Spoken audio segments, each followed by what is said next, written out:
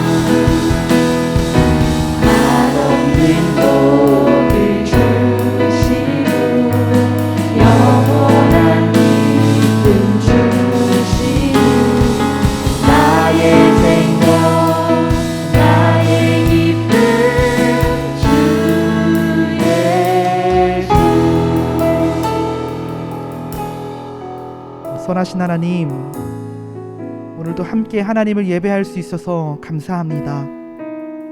우리에게 예배할 수 있는 자리와 시간을 허락하심에 또한 감사합니다.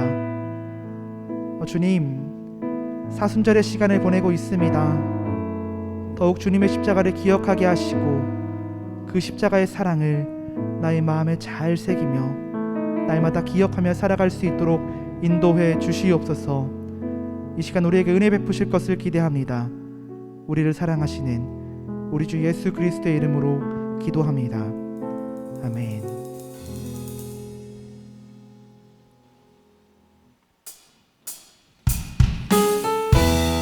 함께 이 시간 박수 치면서 우리를 사랑하시는 하나님을 찬양하겠습니다. 내 진정 사모하는 친구가 되시 주 예수님은 아름다워라. 산 밑에 백합화요 빛나는 새벽산 주님 영원할 길 아주 없도다. 내 맘이 아플 적에 그 위로 되시며 나 외로워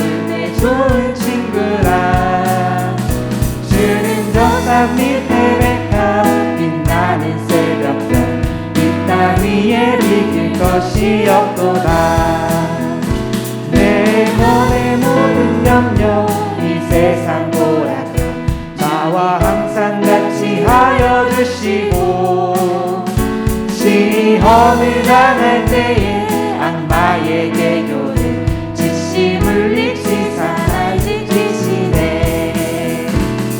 온 세상 날 버려도 주 예수 안 버려 끝까지 나를 돌아보시니 주는 저 산 밑에 백합 빛나는 새벽별 이 땅 위에 비길 것이 없도다. 내 맘을 다하여서 주님을 따르는 길이 길이 나를 사랑하리니 물불이 두렵지 않고 장검이 겁없네 주는 높은 산성 대방 되시라. 내 영혼 먹이시는 은혜 누리고 나 친히 주를 뵙기 원하네. 주는 저 산 밑에 백합 빛나는 새벽별 이 땅 위에 비길 것이 없도다.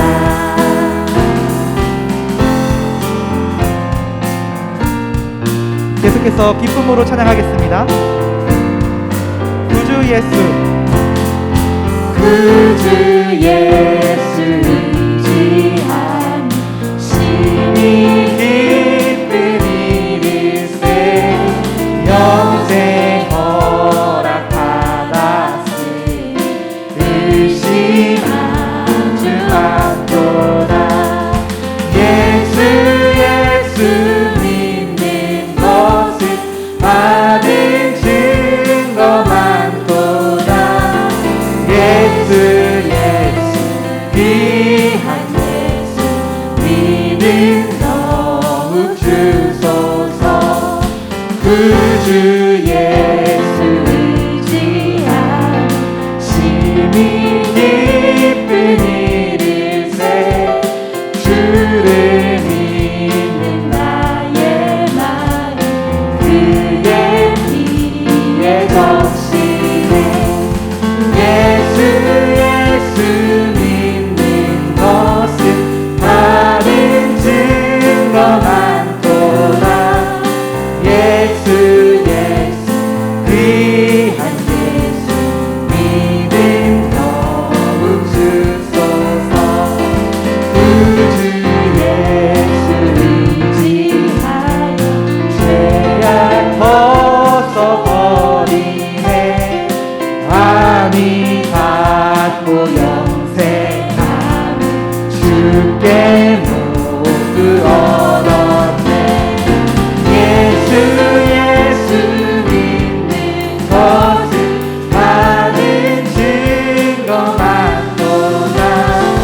예수 예수 귀한 예수 믿음 더욱 주소서. 구주 예수 의지하여 구원함을 얻었네. 영원 무금 지나도 주여 함께 하소서. 예수 예수 믿는 것을 받은 증거 많도다. 예수 예수 귀한 예수 믿음 더욱 예수 예수 예수 예수 믿는 것을 받은 증거 많도다. 예수 예수 귀한 예수 믿음 더욱 주소서. 예수 예수 예수 믿는 것을 받은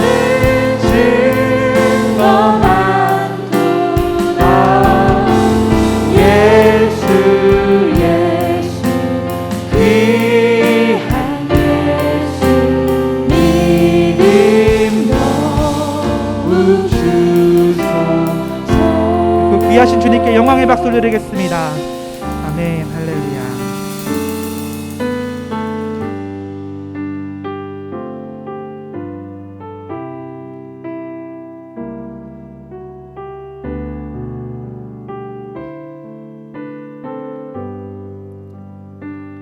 괴로울 때 주님의 얼굴 보라. 평화의 주님 바라보아라. 세상에서 시달린 친구들아, 위로의 주님 바라보아라. 눈을 들어 주를 보라. 내 모든 염려 주께 맡겨라. 슬플 때에 주님의 얼굴 보라. 사랑의 주님 안식 주리라. 힘이 없고 내 마음 연약할 때 능력의 주님 바라보아라.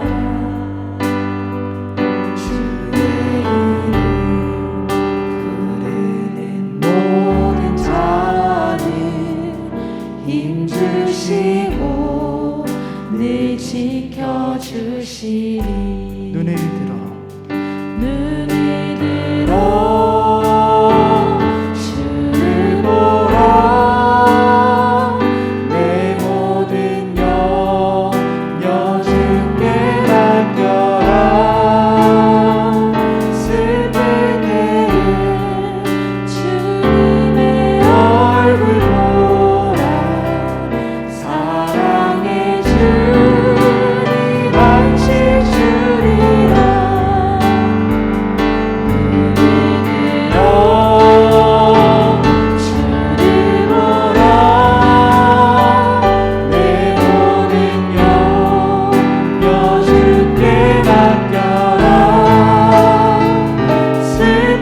때에 주님의 얼굴 보라. 사랑의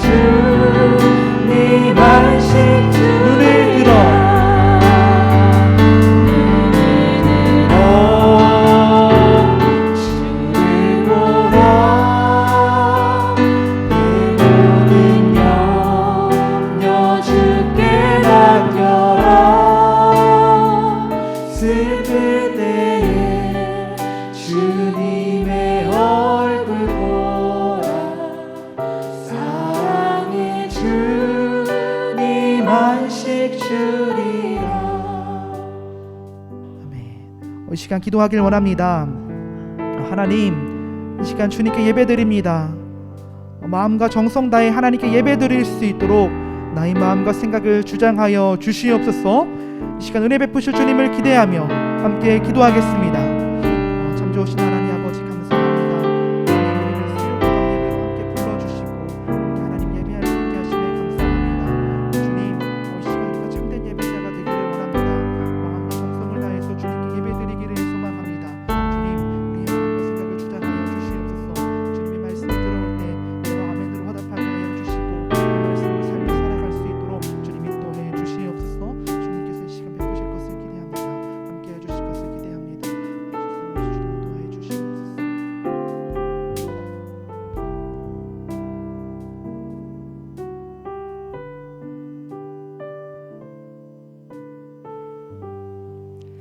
오늘도 살아서 역사하시는 하나님 아버지 고맙고 감사합니다.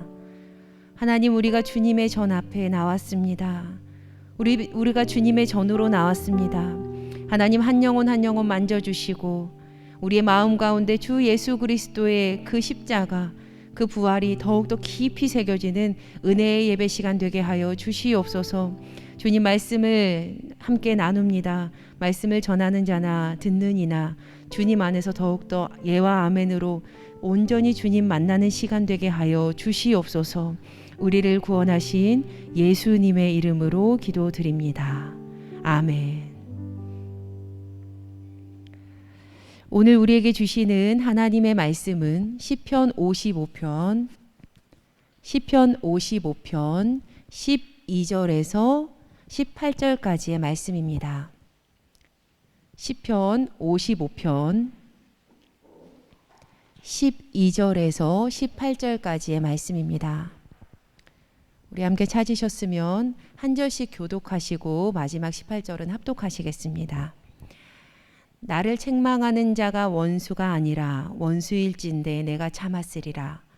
나를 대하여 자기를 높이는 자는 나를 미워하는 자가 아니라 미워하는 자일진데 내가 그를 피하여 숨었으리라. 그는 곤더로다. 나의 동료, 나의 친구요, 나의 가까운 친구로다. 우리가 같이 재미있게 의논하며 무리와 함께하여 하나님의 집 안에서 다녔도다. 사망이 갑자기 그들에게 임하여 산채로 숨을 내려갈지어다. 이는 악독이 그들의 거처에 있고 그들의 가운데 있음이로다.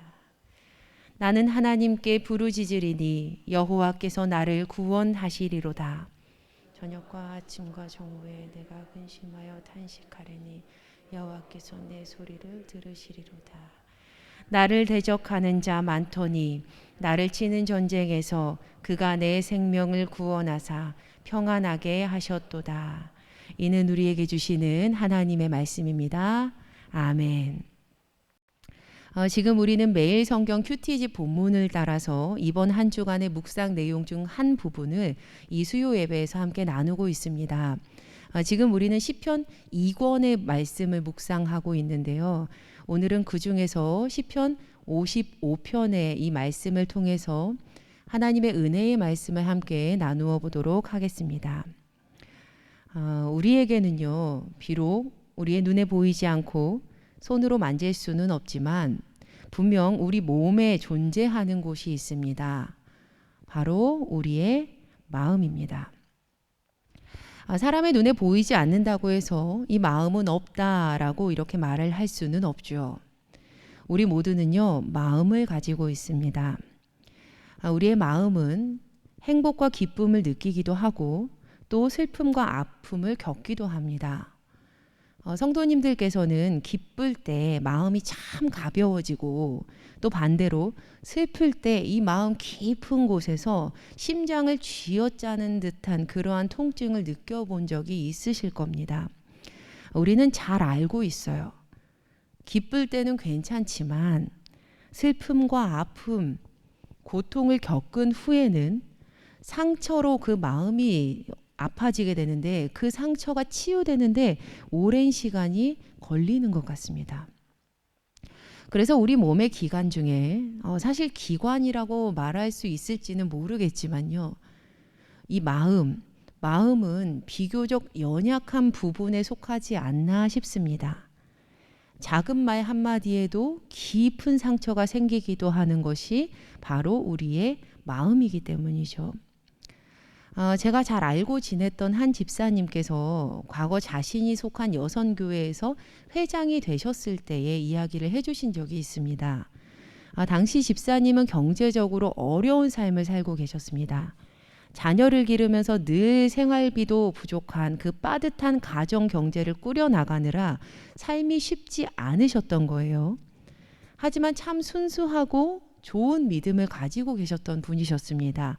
하나님 진실하게 사랑하셨고요. 또 맡겨진 사역에 열심을 다하셨어요. 그런데 그만 1년 동안 집사님께서 속했던 그 여선교회의 회장직을 다 잘 감당하고 내려놓게 되셨을 때 같은 여선교회의 친구들이 했던 말이 비수가 되어서 집사님의 마음에 꽂히고 말았습니다.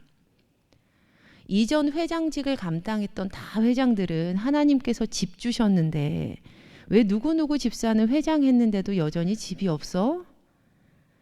여전히 집사님은 경제적으로 어려운 상황이셨거든요. 집으로 돌아가는 길에도, 밥을 먹을 때에도, 잠자리에 드는 시간에도 너는 왜 회장했는데 집이 없어? 왜 여전히 너는 경제적으로 어렵니? 너의 인생이 도대체 그게 뭐야? 그 말에 살이 붙고 더 붙어서 몇 날 며칠 통 밤잠을 이룰 수가 없으셨다는 거예요. 마음 깊은 곳에서 무언가 말로는 말할 수는 없지만 통증이 느껴지고 마음이 쓰라리게 아파오다가 갑자기 눈물도 찔끔 나고 그렇게 오랜 시간 동안 마음이 상해 있었다고 합니다. 저도 그 이야기를 듣는 내내 도대체 제가 무슨 말씀을 해드려야 될지를 잘 모르겠더라고요.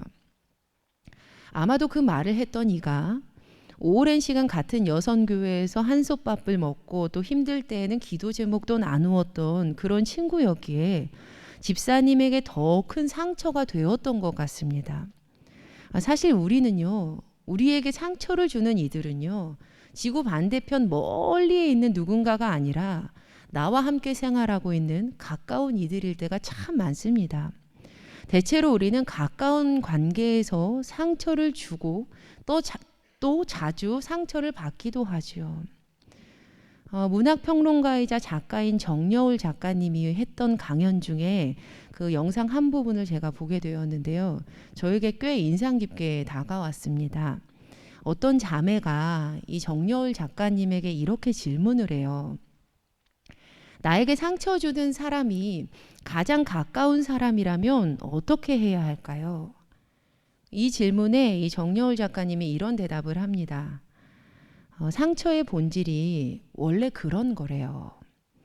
내가 사랑하지 않는 것은 나에게 진심으로 상처를 줄 수가 없다. 내가 진짜로 원하고 내가 정말 사랑하는 것만이 나에게 깊은 상처를 줄 수 있어요. 그것이 상처의 본질이에요.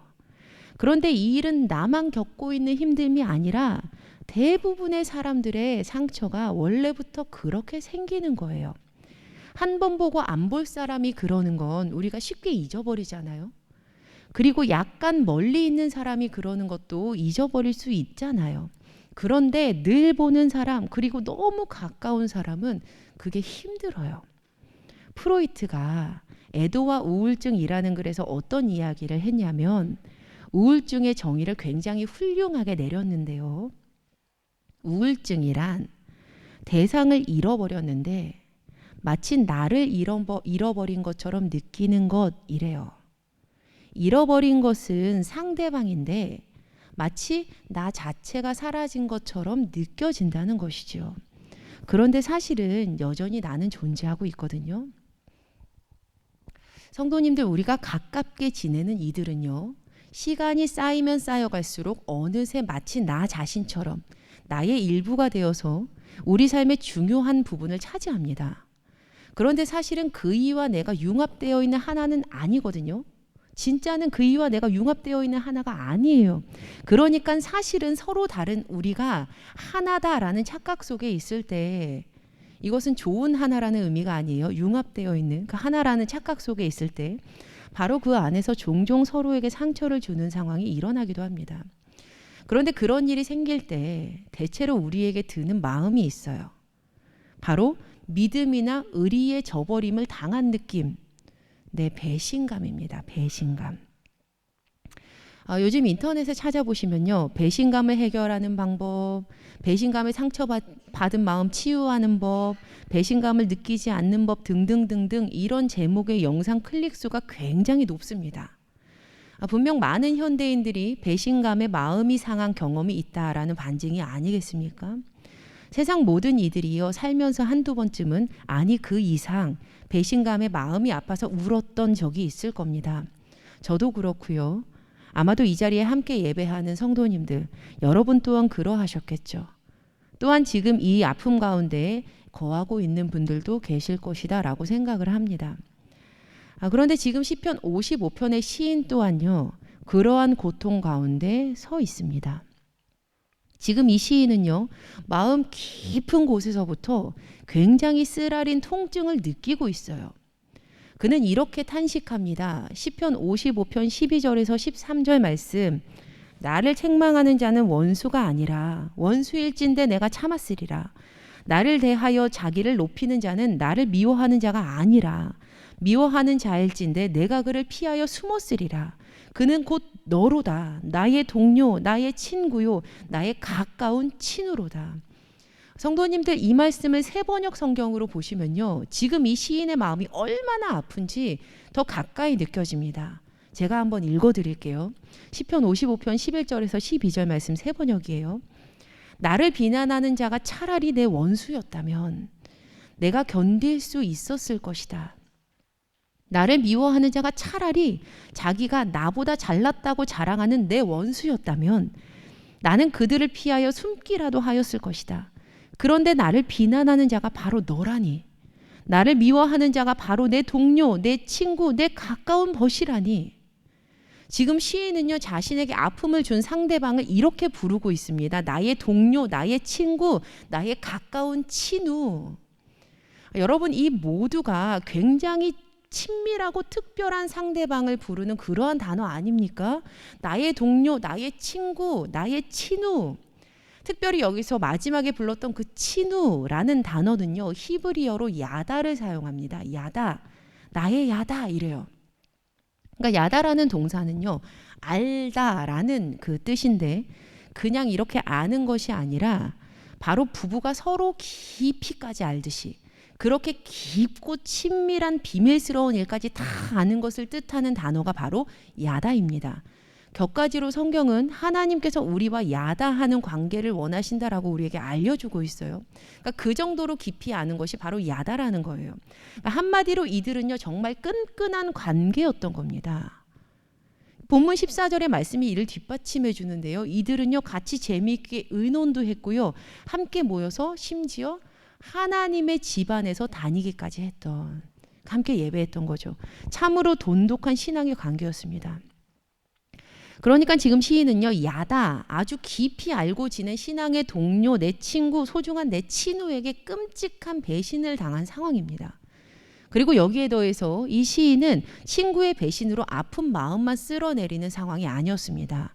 시편 55편 4절에서 5절 말씀에 내 마음이 내 속에서 심히 아파하며 사망의 위험이 내게 이르렀도다.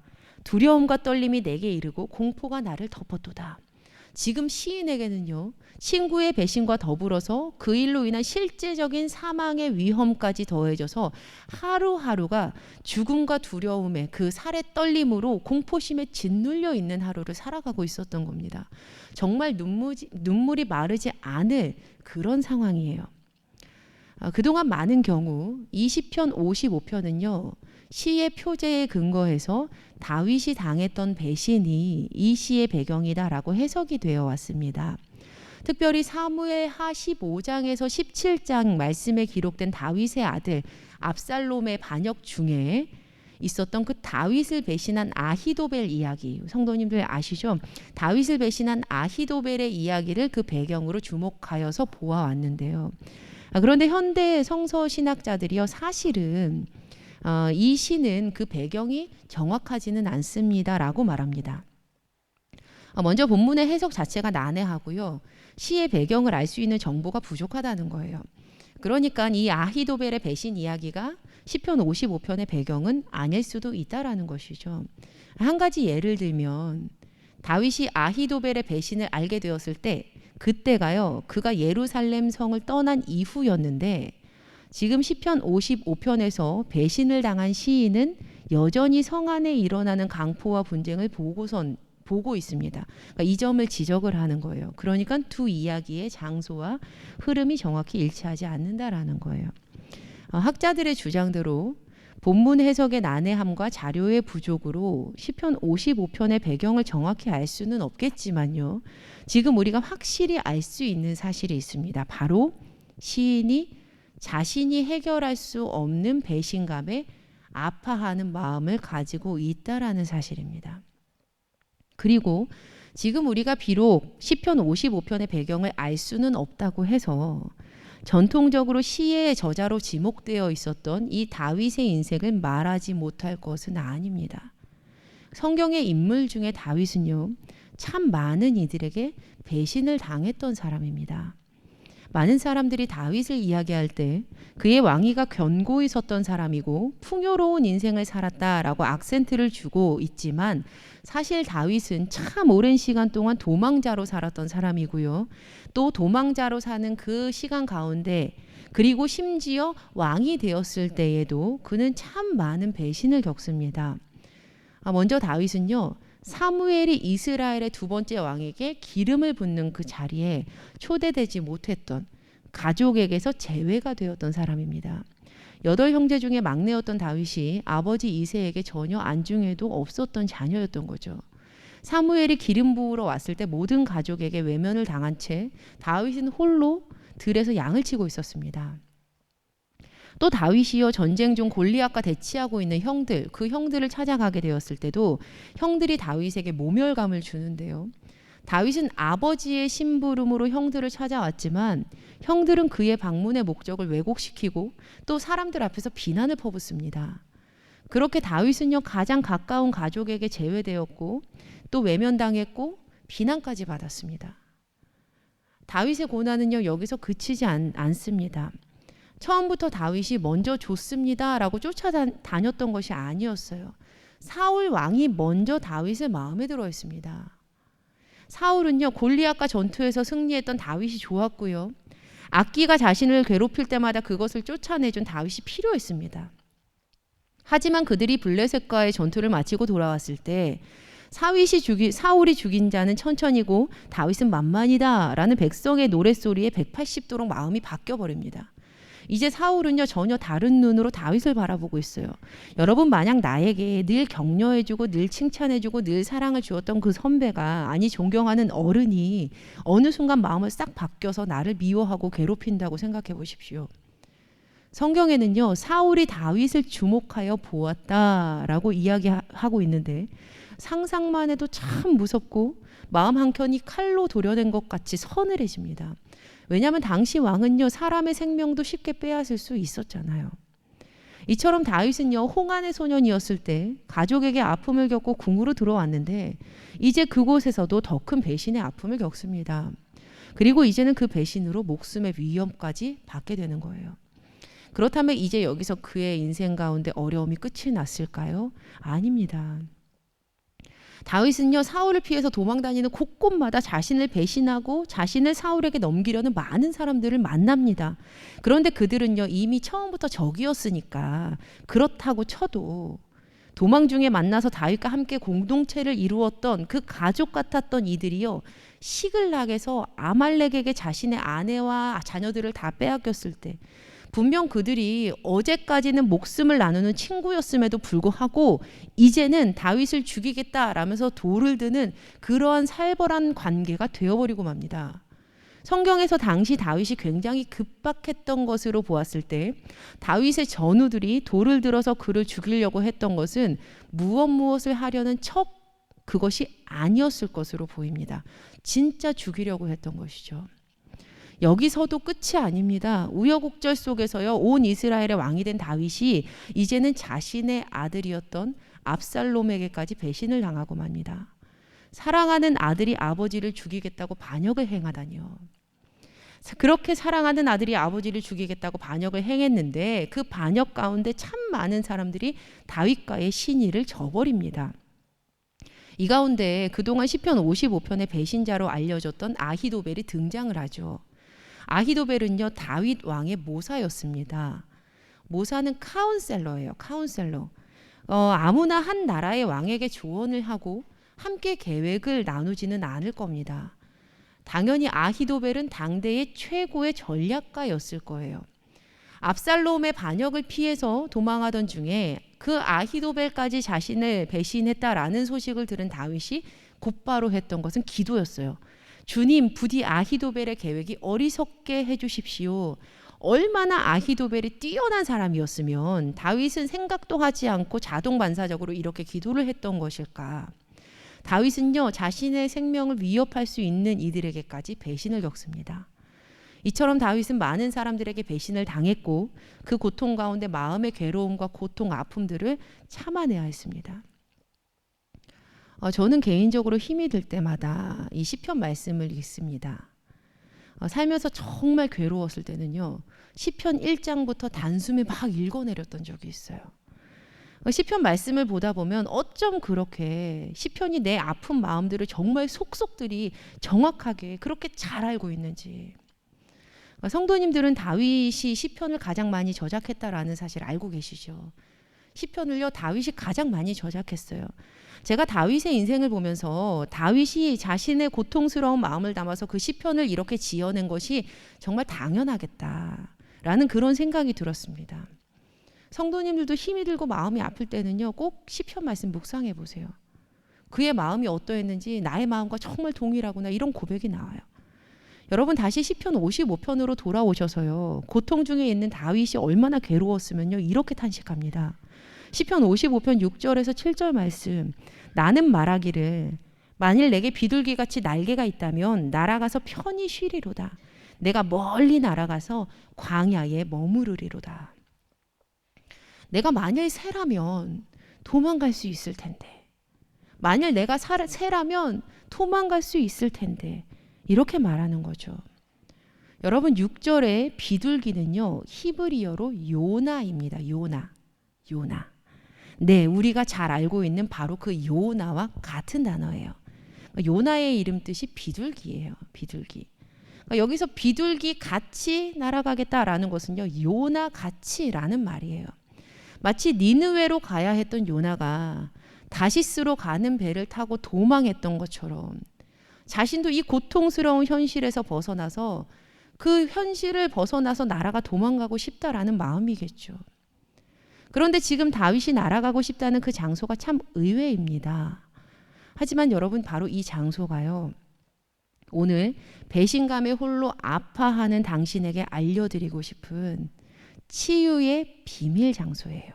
치유의 비밀 장소. 지금 7절에서 다윗이 어디로 날아가고 싶다라고 말하고 있습니까? 7절 말씀에요. 시편 55편 7절에서 어디로 도망가고 싶대요? 네, 바로 광야예요. 광야. 지금 다윗이 내가 비둘기라면 날아가서 광야로 갈 텐데 라며 탄식하는 거예요.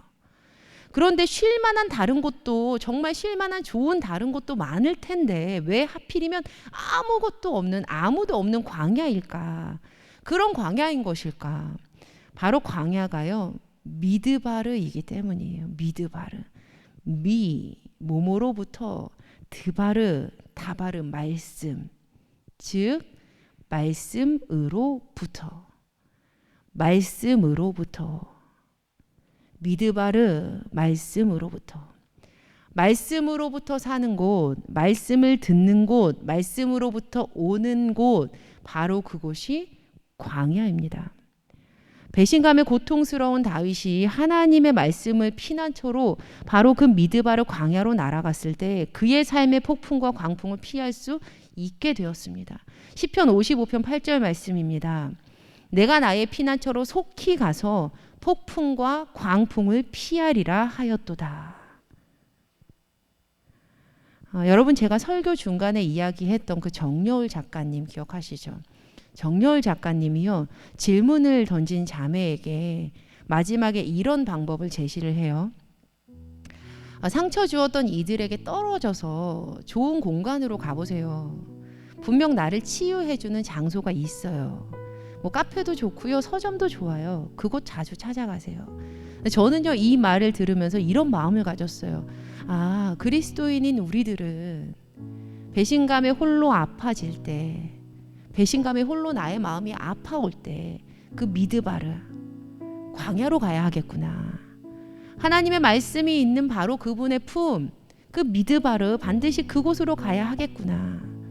여러분 우리의 눈에 그 광야는요 아무것도 없는 장소이겠지만요 사실은 말씀하시는 하나님과 함께 할 수 있는 그 하나님의 말씀이 있는 모든 것이 있는 온전하고 완벽한 장소입니다.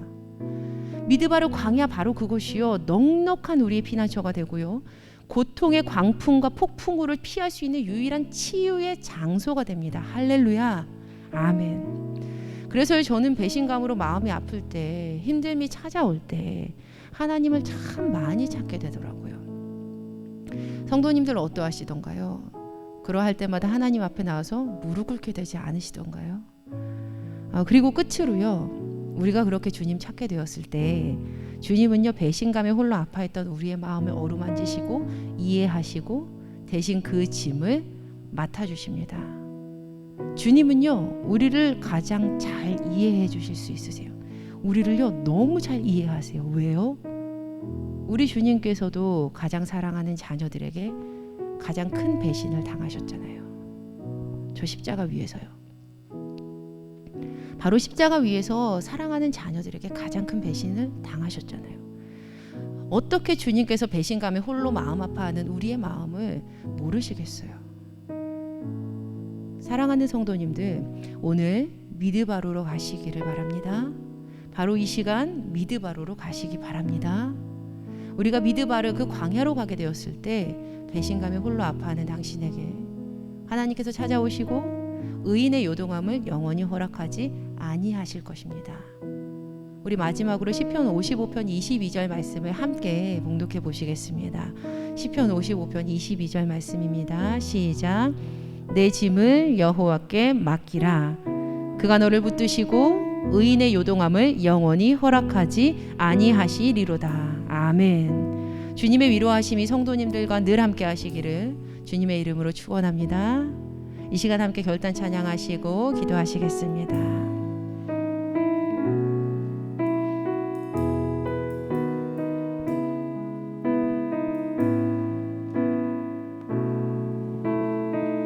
이곳에 생명샘 솟아나